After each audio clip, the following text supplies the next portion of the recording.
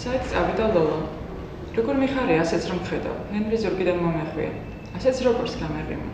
ღია პანჯერასთან მზივა. დაბერილი ნასტვებით შემოდგომის სურნელოვან ჰაერს დიდულფებად ყლაპა. თან ჰენრის რიტმულად გვეცნი მანჯაზე, ყოველი ჩასუნთქვისა და ამოსუნთქვისას. გონია ჰენრი ჩემთან ერთად დაიბადა და თავიდანვე ისევე ბუნებრივად შემოიყო, როგორც ვთქვათ ჩემი ხმა. წარსული საერთოდ არ მახსოვს, როგორ გავიცანი რათა გადასავლები გქონდა. ყოველთვის ვარსებობდი მხოლოდ დასწრებში, ახლა ამ წამს. და თუ ვარ მე, ესე იგი არის ჰენრიც. ჰენრის სინამდვილეში ვიქტორი ჰქვია. სახელი რომ გადავარქვი, მგონი მხოლოდ ეს მახსოვს საკუთარი წარსულიდან. ჩემი დაკვირვებით, სახელები გავლენას ახდენენ ადამიანის გარეგნობაზე. სანამ ჰენრის ვიქტორი ერქვა, მაშინ მხოლოდ მიყვარდა, ახლა მომწონს კიდეც. 7 დილაა, კარგან წყობაზე ვარ. ლოყო ხელის გულზე გავხახუნე. კოსნა შევწყვეტეს, თქვა არა. მიხარია, ძალიან მიხარია. კლავზე ხელი მომითათვინა. დიდი და თბილი ხელები აქვს. ზოგჯერ უცნაური შეგრძნება მეუფლება. თითქოს ჰენრის ხელები და თვალები მხოლოდ სხეულის ნაწილები კი არა, დამოუკიდებელი პიროვნებებია. ჰენრი, ეს მისი თვალებისა და ხელების ერთობლიობაა. მიყვარს ჰენრი. ერთიანობაშიც და ცალ-ცალკეც. სანამ მიხაილოვნა კადრით შეწვავს, წავალ ტელევიზორს ჩართავ. არაფერზე იფიქრო და არ მოიწყინო. შემპირდი რომ არ მოიწყენ. თავზე მაგოცა. საბრძოლს შემოუვარა. ჩემ წინ ფანჯრის რაფაზე ჩამოჭდა და გამიღიმე. ნიამმა ჯერ გამხმარი ფოთლები აფარბა ჰენრის ზურგს უკან. მერე ოქროსფერ ფოთლებთან ქარ დააფრიალა. თან ერთი ხმელი ფოთოლი ოთახში შემოგვიგდო. ბზირალით ჩამოსვა ჩვენს ფეხებთან. გავიფიქრე, თუ ჰენრი ჩემზე ადრე მოკვდება, ამ კადრით გავხსენებ ხოლმე. ფოთლებისა და ფარდის ფარფოთში ჰენრის უძრავ, ოდნავ დაშვებული მხრები, ერთმანეთში ჩახვეული მეტყველი ხელები და დიდი, თბილი თვალები. რაც დრო გადასცა. მის მზისფერობამდე ღია თაფლისფერ თვალებს ხმელი ფოთლის ფერი ეტება. მზისფერი თვალებიდან თავლისფერი თმებისკენ მიხავს დროს. შემოდგომა ახლა ჰენრიშა. არ მოვიწყე, პირდები გავუღიმე. ადგა იატაკიდან ფოთოლი არ იყო, ნაწნავში ჩამეფნია. ამას გიტოვებ, იცოდე თუ სიტყვას გატეხ, აუცილებლად მეტყვის. საჩვენებელი დიდი ცხვირის წვერზე ჩამომისვა. ჰენრი გავიდა, ქარი ჩადგა, მე ისევ ვზივარ. ღია პანჯრიდან მობუზოლი ადამიანების წყება მოჩანს. მხრები და ყურებ ჩამოყრილები მიდიან. საფრთხეს ზურგით მიათრევენ. ჩემი ცხოვრება ნაცრისფერია. ტელევიზორში ცნობილი შოუს უცნობი სტუმარი მოსთქვამს. გავიფიქრე, ადამიანები, რომლებსაც ფანჯრიდან ვხედავდი, ალბათ ძალიან ჰგავდნენ ადამიანს, რომელსაც ჰენრი ტელევიზორში უყურებდა. კაცმა რომ თქვას, მე ჰენრი და დედას დიდად არ გამსხავდებოდეთ ამ ერთმანეთს მთის მსგავსი ადამიანებისგან.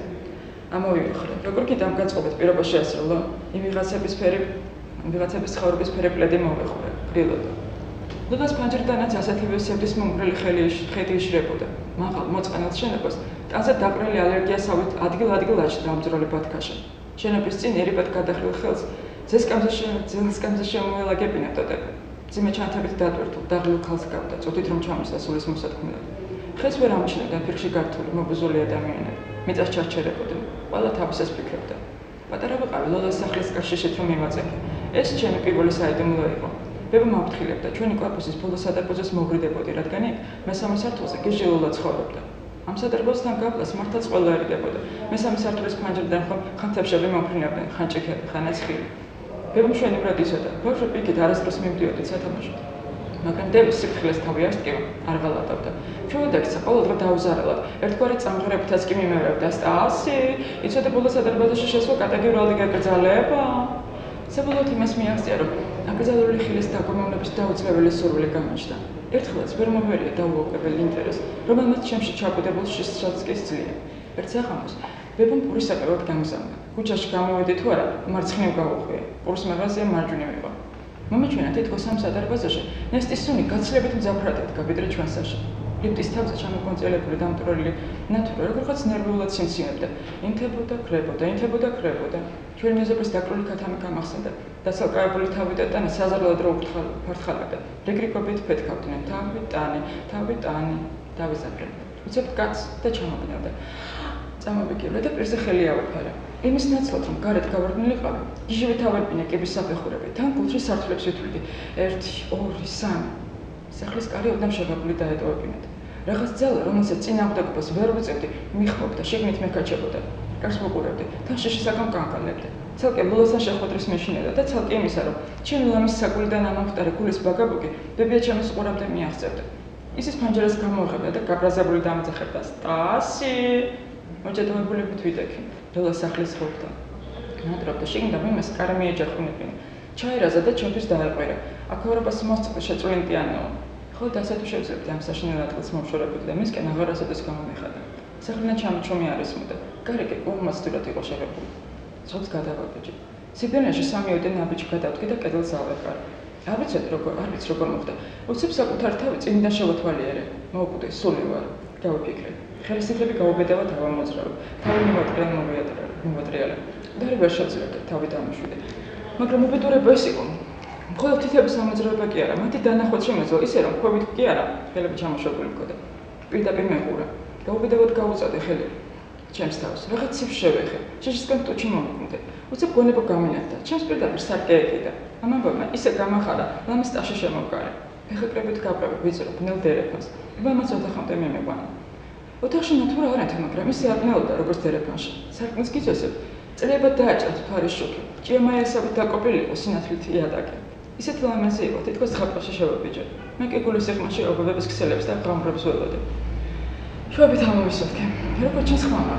რაღაც შეიხა. დამთხალმა ხელობა დავწაბე. ის იყო ლოლა. ჩემკე ზურგით იჭდა, თმას იწნავდა. არ შემოტრიალებულა. ხელით მანიშნა, მისგან მოშორებით მდგარ პატარა სკამზე ჩამოსდარეკა. დაწაბული ჩამოვჭექი. ხელები ისე მაგრად მომუჭე, ხელის გულები ფრჩხილებში ჩასობა ვიგრძენი. თავდახრილი ქვემოდან მალვა დამოვცქეროდი. ლამაზი იყო. მის დახვეწილ პროფილში ვერც გაოცება ამოვიკითხე, ვერც გაბრაზება. მე უცხო ბავშვი მის ოთახში ვიჭექი. ნერვიულად ვძიძგრინდი ბებოს შეკერილი კაბის არშიას და მის უგრძელეს ნაცნავს თვალს ვერ ვაცილებდი. მას კი არაფერი გაკვირვებია. არაფერი უკითხავს, თითქოს ასეც უნდა ყოფილიყო. თვარი ყოველთვის ნამგალაებადები. მე ადამიანები ჩვენს ფიქრს და ცევდას ვაგზავნებთ. ისიც იბერება, ჩვენი სევდითივსება. სავსე თვარეობაა ამაღლა. თქვა და გამაცია. კუდიანებისა და თვალის კავშირზე თითქოს რაღაც ვიცოდი, ბუნდონად მახსოვდა. წარმომიდგინე, რომ ეს მშვიდი ქალი უცებ კუდიან დედაბრად გადაექცა, მომუვარდა, თმაში ხელი ჩამოვლა და მთვარისკენ გამახელა. გულგახატკილი წამოვდი და სიკვდილით გამოვარდი. ჯერ ოთახიდან, მერე სახლიდან, სართულიდან, სადარბაზოდან. მეგონა იმდენი ხანი გავიდა, სადაცაა გათენდებოდა, მაგრამ გარეთ ყველაფერი ესე დამხდა, თითქოს აქ რამდენიმე წუთის წინ მიყავი. განათებულ მაგიდასთან კაცები ისევ ნარს თამაშობდნენ. თან რაღაცაზე ძალიან გულიანად ეცინოდნენ. მეზობლის ქალი ისევ ბაბთიან ძაღლს ასეირნებდა. ვიღაც პიანინოზე ძაღლეს ველს უკრავდა. მოკლედ ყველაფერი ძველებურად იყო. შუობით ამოვისუნთქე. უცებ ჩემი საქციელი შემწყვა.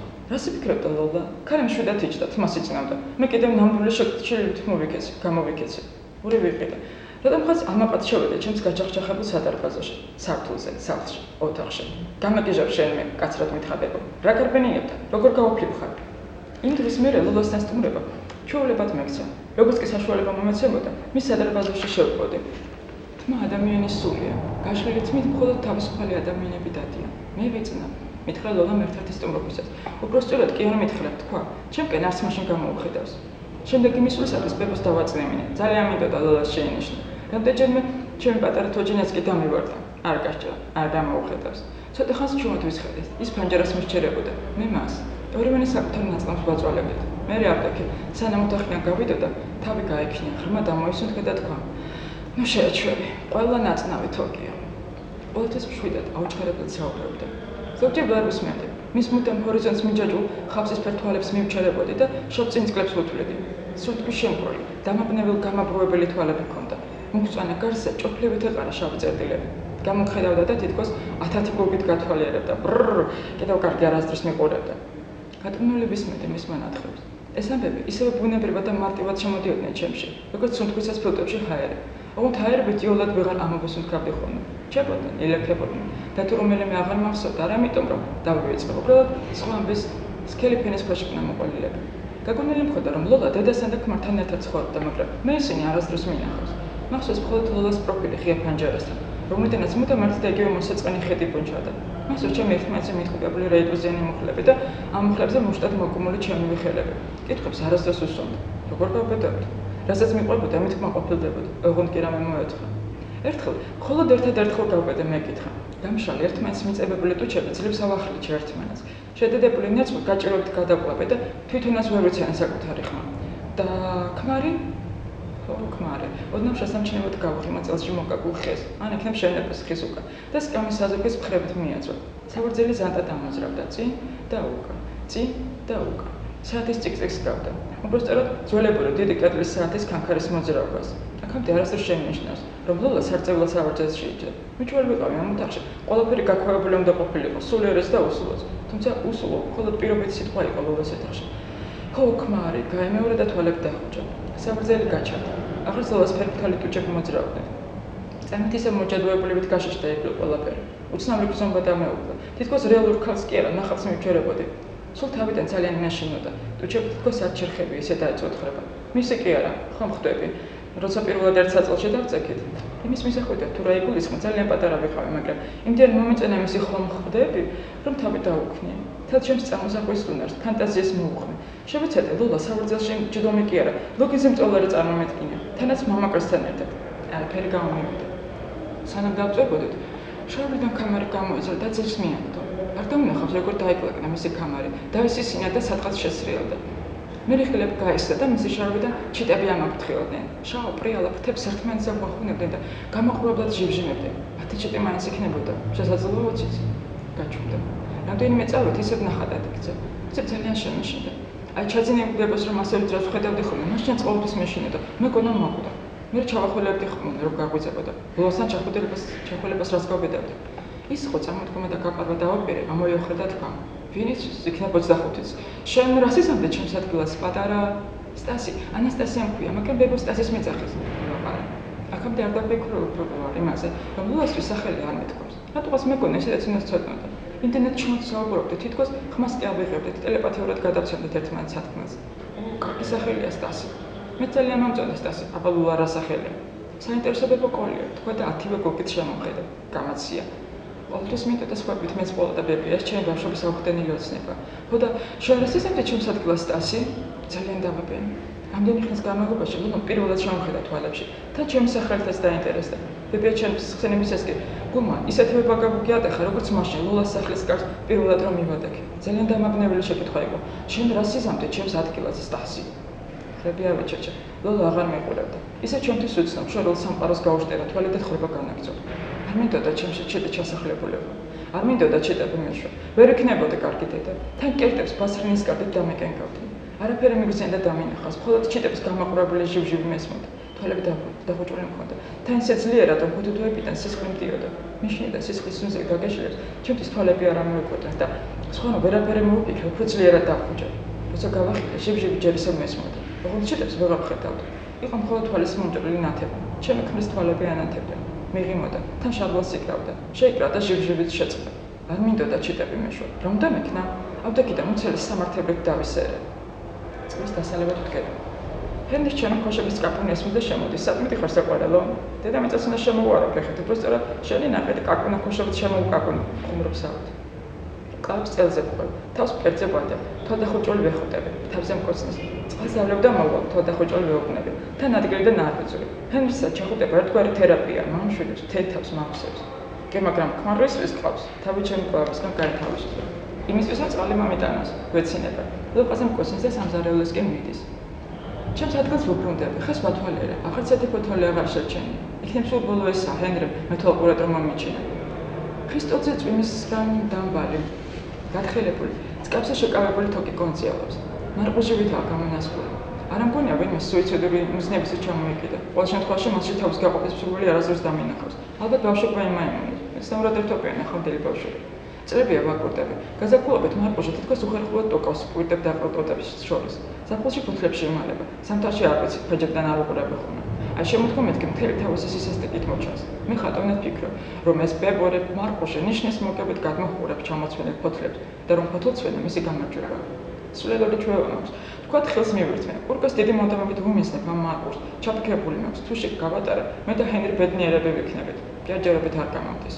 ჰენრის წყალი მოაქვს. სველი ჭიქის ძირს ხელის გულით ამშალებს და მაწვდეს. სანამ სვამ თავისი თბილი, სევდიანი თვალებით მომჩერებია. მისტერ ჰენრი, თქვენი საქმოვალი უკვე მოიხადა. ასე რომ შეგიძლიათ ტელევიზორს მივუბრუნდეთ. დედაფლური ჟესტით კარებისკენ ვუთითებ. თან მას განაგრძო. არა, დაგელოდები, ჭიქას წავიღებ. სიამოვნებს იმის ყურება, ყოველი ყურის შემდეგ თვალებს რომ ნაბავ. ჭიქას რაფაზევდე, ჰენრი იგებს. ითოს იქნებ ისე მომწუდეს. ისე მოგიტან რა პრობლემაა, მე ხვარი ვარ. მე რამ სამიზნეში მსრულებად დავარგივარ. თავარია ჰენრი, ჩემი ქმარი. პლეჩი ვეხვევ. ფიქრობ, დედამიწას შემოუკაკუნოზე წესით რამე უნდა ებესხვა ჰენრის, თუდაც ასეთი. აზრი არ აქვს, მაინც არ გაგიღებენ, სახლში არ არიან. ეს ქოშები ჰენრი რომელი დღეს დღესასწაულზე მაჩუქა. ზუსტად არ მახსოვს დაბადების დღესთან, პირველი თოვლის მოსვლასთან თუ რა გვეშე რუსეთის ნაკრებთან საქართველოს გამარჯვებასთან დაკავშირებით. რა მნიშვნელობა აქვს? ამ ამბავში მთავარი ესაა. ჰენრი მთელი ქალაქი მოიარა, რომ მას და მაინც ხმაურიანი ჩუსტებით დავესაჩუქრებინი. ჩემი რეაქცია არ მახსოვს. დედას კი დამამახსოვდა. ამ არც თუ თვითფასი კაკუნან ქოშობით გულწრფელად აღთომა და რა კარგად მოგიფიქრებია შვილო. ისეთი მადელიერებით უთხრა ჰენრის დავუჭდე. ქოშის სერზე დასკვებული ოქროსფერი პეპლები მართლა ოქროსები ხომ არ არიან მეთქი. ხმამრიან ქოშებს მიხდი. გრძელ ფეხებს განიერი კაბესქა შუხმაურად ვიკეცა. თბილი. იმ დღეს ლილას კარი ჩვეულებრივზე მეტად დახვდა შეღებილი. მომესვათ იქვე სახლის სიღრმეში მამაკაცმა ჩაახვალა. დავიძაბე. უკან გაბრუნებაც კი დავაპირე, მაგრამ ეს სახლი ხომ უცილებელი უხილავი ძალით მიზიდობდა, მიხმობდა. გაბედობა მოვიკრები და სხულს ფრთხილად გადავაბეჭდი. მე ვაყურებდი. სასტუმრო ოთახიდან ქალისა და მამაკაცის ჯურჯული ისმოდა. შევხვდი. ნაცვლები ოთახისკენ აჩქარებული ნაბიჯით გავემართე. ფეხი შევდგი თუ არა ვიგრძენი. რაღაც ისე არ იყო. ძირს პლედი ეკდო. ავიღე და ლოლას მიმეწოდე. ხელი გავიწოდე და უცებ დედარტყმულებით განზე გავხდი. პრედი ისევ იქ დავარდა საერთანაც ავიღე. სავარძელი გულდასმით შევათვალიერე. ერთი პირობა ვიფიქრე, რომ მეჩვენებოდა. რამე არარეალურს კი ხედავდი პირიქით. შესაძლოა არსებობს ვერ ხედავდი. სავარძელში ლოლა არიჯდა. მხოლოდ მისი ფეხსაცმელი ეწყო. თითქოს სავარძელზე შედგა და გაქრა. გიჟია, ყუდიანია. ყურში ბებოს ხმაჩამასო. სამსათვარეობა ამაღა. გამახსენდა ლოლას სიტყვები. გიჟია, ყუდიანია, სამსათვარეობა ამაღა. გიჟია, სამსათვარეობა, ყუდიანია, გიჟია. კედლები ბოდბოდით დაიძინა ჩემკენ. ნაცრისფერი პლედი უზარმაზარი ცხოველის ყუდებით ეკდა ჩემს ფეხებთან. უცებ ხელფეხი დამებურდა, გამეყენა და მზე ჩამექცა თავში. ქარმა პანჯერას უკეთ მიაჯახა კედელს. კარგად ხა საყვარელო გამომძახა ჰენრიმ და ჰენრი მეორე ოთახიდან. ამით მკვეთრად შეეცვალა. ფოთლები გიგანტური მოლეკულებით ქაუტურად მოძრაობდნენ ჰაერში. ერთმანეთში ირევდნენ და მრავლდებოდნენ. მტერე თითქოს მიწიდან კი არა, თოვლებით წამოვიდა მაღლიდან. ჰაერი ჩამოგდა. ფანჯრის გადაღმა სამყაროში ადამიანი შეჩოცხლდნენ. თვალმოჭრილ ქალებს თმები და კაბები უფრიალებდნენ. კაცები ვალბადების საკალოში მოლავდნენ აფრიალებული კაბებისთვის ვერ შევლებულ მზერას. ელო და ქუხილი ჯერ არა. სამაგიეროდ ხედავ, როგორ გაპიან ქალები, როგორ ეფარებიან თვალს და როცა უკვე აღარ ჩანან, მაშინ აღწევ ჩემამდე მათი ფეხსაცმლის კაპუნის ხმა. ვერაფერ დიფიქრე, რომ ეს მღელვარე დღე იმ 7 დილის გაგრძელება. ქალმერთხელ კიდე მიაჯახდნენ ფანჯარა, ფარდა აფრიალდა. ქუჩამდე ოთახმა ერთმანეთს თავიანთი ამონასუქი ჰაერი შეასუდგეს. პირველმა გრილი, შავი და მსუბუქი, მეორე ტაფაში ადაღებული მზეთის ოხშოვარით დამძიმებული სუპე. ოთახის კარი გამოუღია ჰენრის, ორპირია. კარგად ხარ საყვარელო? ხო, თავი ოდნავ შესამჩნევად დაუხნია. როგორი ქანვი ამოვარდა, გაწვიმდება. ხო, თავი ოდნავ შესამჩნევად დაუხნია და გაუღიმე. არა უშავს, შენ ხომ გიყვარს წვიმა? გონი? ქმარზე მეტადაც არა? ხო, თავი ოდნავ შესამჩნევად დაუხნია, გაუღიმე და თვალი ჩაუყარა. ხო იცი, წვიმაა თუ წვიმაა, სიტყვა, ნაკლები ფიქრი და მეტი სიმშვიდე. ნაკლები ფიქრი და მეტი სიმშვიდე. ეს თითქმის არასდროს გამომდის. ამიტომ მხოლოდ გაუღიმე, რა თქმა უნდა, ოდნავ შესამჩნევად. მაღალი სიცხე აქვს, თვალები გავახირო. ბებო ტელეფონზე საუბრობდა, თან ცხურსახოთზე დუბრებს იმშორებდა. ლოლას გაქვავებული, ნახატად ქცეული პროფილი დამიტკა თვალზე. წარმოვიდგინე, როგორ ავიდა სავარძელზე, ხელები მთვარისკენ გაიწოდა და ფანჯრიდან ფეხშულა გაფრინდა. გამასროლა. ლოლა, არსებობდა კი საერთოდ, იქებს მანება იყო. არსებობდა თუ დამესიზმე, არსებობდა თუ დამესიზმე. ისუწევლსა და სიცხისგან გათანხმოს აზრის მოკრება, მეხსიერების კონცენტრირება მეჭირდა. ლოლას დავასკვენი, რომ ლოლა რეალურად არ არსებობდა. ყველაფერი მაღალი სიცხის ბრალი იყო. ო, მეც გავიგე, რომ გიჟი ლოლას სახლიდან გაპარულა. თმა გაწეწილდა ფეხში შველი მიირბოდა თურმე წვიმაში. ტელეფონზე საუბარს განაგრძობდა ბებო. არავინ იცის, რაც შეიძლება წასულიყო. არ დამსიზმებია.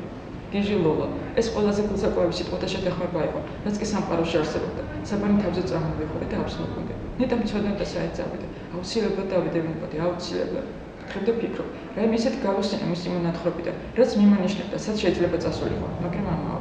შუაღამისას ბებომ თქულად გამოიწვია იღლიდან თერმომეტრი და ექიმის ხელის კანკელით მიაწოდა, გამეღვიძა. ნუღილად დაამშვიდა და ახლა სახიავნა ექიმა და საფალე გაიგდა. და 40 რამდენიღაცა, ცოტათი მეტი, ღმერთოა კანკელებული ხელები და ცრემლიანი თვალები მაღლა აღაფრდება. უცებ ბებოს ძოხს უკან კაშკაშა სინათლე გაჩნდა. ნათებას ხმაც მოყვა. შენ მხოლოდ ნახევარი ხარ. ის ვინც ორ ნაწილად მოვიდა, უნდა გამთლიანდეს. ის ვინც გაყოფილია, ერთხელවත් უნდა შეერწყოს.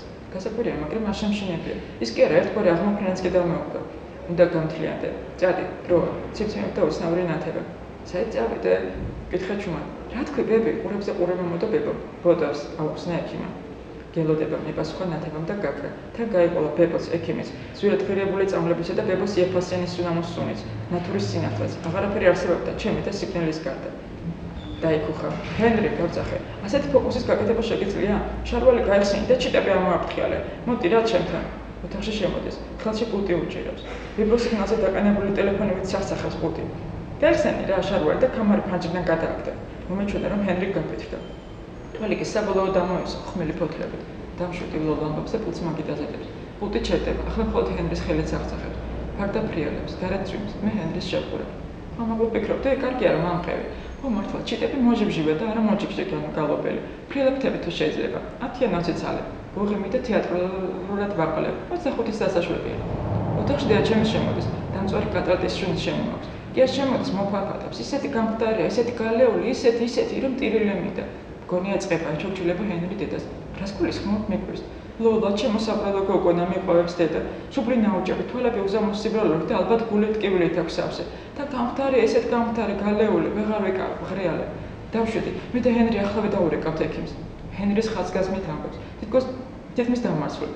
საბრალო დედა, გონია რომ ვერ მომჩნევ ჰენრის მხოლოდ ჩემს საამებლად რომ ეძახეს. სამდვილეში მისთვის ისე ვიქტორია. ახლავე დაურეკავთ, მიმეორებს და ჰენრის ეჩურჩულება. წამოდი, ვიქტორ. რა ლოლა, მე ხომ სტასივა. ორივე დროულად გაგიჟდით, ნერვები მეჩვენება. ეს ყველაფერი თამაშს უკვე აღარ გავს. უყურებ, როგორ ნერვულად უკიდებენ ჩემი ხელები სიგარეტს და მაწვდიან. ტუჩობით ვართმევ. ღრმა ნაფას ვაკამ და კვამთან ერთად უკან ვუბრუნებ. ბოლო თვალს მიიწვევს, კადრი იდღაბნება. ორი უფორმო სილუეტს ვარჩევ. ერთ-ერთი ხმა ეხლა ჩამესმის. შეტევაა. შემდეგ ორივე სილუეტი გორდეთა ოთახის კარისკენ იწელება. თვალებს ვიფშვნებ. ხუჭა, ვახე, ყველაფერი რიგზია. ყველა ნიბთს თავის ფორმა დაუკვირდა. ცდილობ დამშვიდე და გავერკვიო რა ხდება. ახლა მარკოში თუ გავატარა, ფიქრობ და ოთახს თვალს ვავლებ. რა ვისროლო, ხილს ნალარკეციერაც არის. სხვა მცირე ზომის ეს ვერაფერს პოულობ. ის ჭიქა მას დაეტოვებინა ჰენრის. ხუთს ვიხებ და მარკუშის ცეცხლს ვუმიზნებ. მიზანს ცდება. მარკუშსა და ტოტს შორის გათხელებულ თოკს ხდება. გაწყვეტილი თოკი მოწყვეტილი ფოთოლებით შორდება ტოტს. ტელეფონთან დედა და ჰენრი ჩურჩულებენ. სიზმარში მგონია თავი. რა ხდება? მეორე ნაფასამ და ჩემს იდეებს ვაკვირდები. ღმერთო, ზუსტად ისეთივე თითები. სარკე მომიტანეთ, კივი. პლეცირს ვარდებ. მე კაბის კალთას ნიკაპამ დევიწევ. ღმერთო ჩემო, ჩემს ნაიარევ მუცელს გავგნებული დავყურებ. ღმერთო, ნუ თუ გორდეთა ოთახის გასფრთხილად გეტავა. ალბათ იმიტომ რომ არ გავიგო როგორ ეტყვიან ექიმს. შეტევა განმოახდა. თვალებს ისამაგრად ხოჭა, კუთუთოები მიბუჟდება. გოდებაში სწრაფად ენაცვლებიან ერთმანეთს კადრები. კადრს ვერ დაფრთხეული ხმები მაგიჟები. უმჭედ გაკეთებულ მონტაჟს გავს ეს ყველაფერი. უცნაური შეგრძნება მეუფლება, თითქოს ორი კამერიდან ერთდროულად ვიყურები. ერთ-ერთი სავარძელთან ფანჯრისკენ ხეს შენებას და ადამიანის მწკრივს ვაფიქსირებ. მეორე სავარძლისკენაა მიმართული. კაცი ჩემი პროფილი და ღია ფანჯრის ნაწილი ჩანს. ორივე კამერიდან დანახული ერთმანეთს ეტება. ხმები ერთმანეთში ირება, სადაც სათავე გამისკდება. გონებას ძალას ვატავ, ძაბავ. გაურებული კადრების ფოკუსირებას გაჭირებთ, მაგრამ მაინც ვახერხებ. თვალებს ვახებ. დედა და ჰენრი ისევ ჩურჩულებენ. გარეთ ძვიმის, ოთახში მარტოა. ვსუბუქდები. თითქოს რაღაც ტვირთი ჩამოვსდეს გონებიდან, გულიდან, თვალებიდან. თითქოს უწონო გავხდი, დამშვიდი. ახლა რომ დედა შემოვიდეს, ალბათ აღარ მომიჩვენება გულის ტკივილამდე გამხდარი. გები. ქოშებს ვიხდი და უხმაუროდ ვდებ სავარძელზე. სიგარეტს ვიღებ, ბოლტს ვიკრუვებ. ძირს მიგდებო ფუმფულა პლეც გვერდსვული და თითის წერებზე გავდივარ. ოთახიდან შემოსასვლელის კარი ოდნავ აშაღებული. ხელა შეხებაზე ძლივს გასაგონად ჭრიალებს. სანამ კიბეზე დავაშვები, ბოლს ვუშვებ, ნაწილს ვიშლებ, გულზე მეშვება. ახლა კი ნამდვილად გავიგებ. საით წავიდა ლო.